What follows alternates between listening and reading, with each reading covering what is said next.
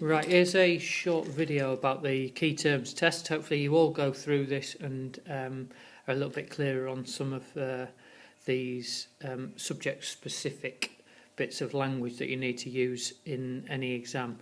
We've talked before about if you can get this bit right, it allows you to get onto that knowledge band, that D level, and beyond that you can then start building application, analysis and evaluation.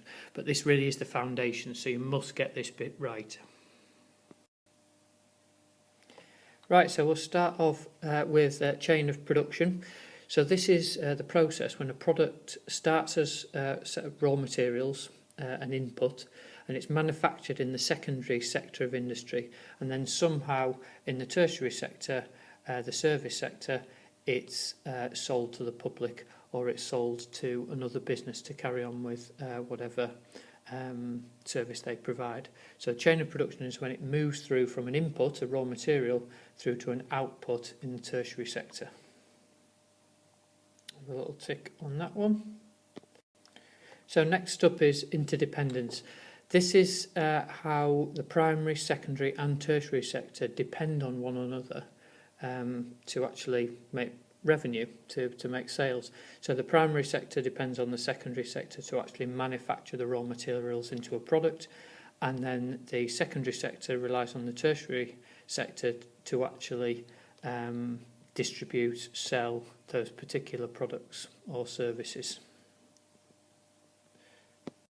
We then move on to specialisation. This is where a business concentrates on one particular activity. It becomes very, very good at this because its staff are highly trained in that particular area. You can what's called reduce the unit cost, because the firm is so efficient and so good at producing that one good or service, they can reduce the amount it costs them to make it, and therefore they can potentially add on a greater markup and become profitable. So the idea with adding value is that every stage in production, the company that's involved in the processing of those raw materials increases how much that product is worth by modifying it in some way. So the example in the textbook might be the car before it's made is bits of metal, bits of rubber, stereos, gearboxes, etc. But when it's assembled, the car becomes more valuable than the individual pieces. A lot of you talked about how a brand adds value, and that's totally correct. So deindustrialisation is a reduction in secondary sector activity in a country. So in the UK, that certainly happened. We used to manufacture a lot, whether it was shipbuilding, steel industry, but now that's moved overseas, and it's moved overseas because labour overseas is cheaper. So we can't make things anymore. We're not able to be competitive because when we do make things, they're more expensive than when they're made in India or China. Right, so business objectives is basically what a business is trying to achieve. That might be profit, it might be growth, it might be survival, it might be break even for a small firm, because you have to make the clear identification that a small business aims are totally different from a larger business.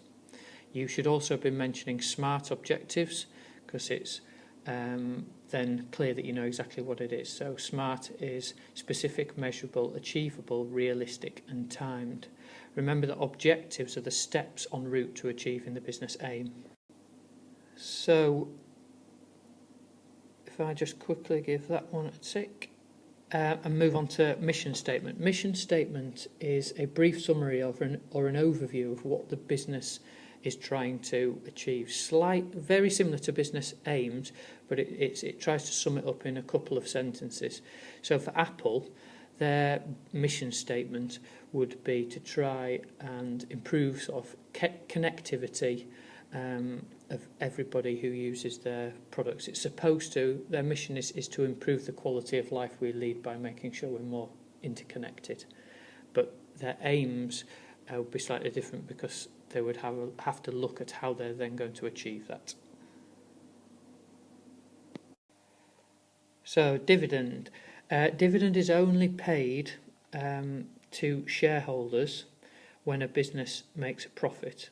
So if you were to buy some shares in a limited company or a PLC, if that company is profitable, the value of your share would go up, but also you would get a cheque in the post for dividend.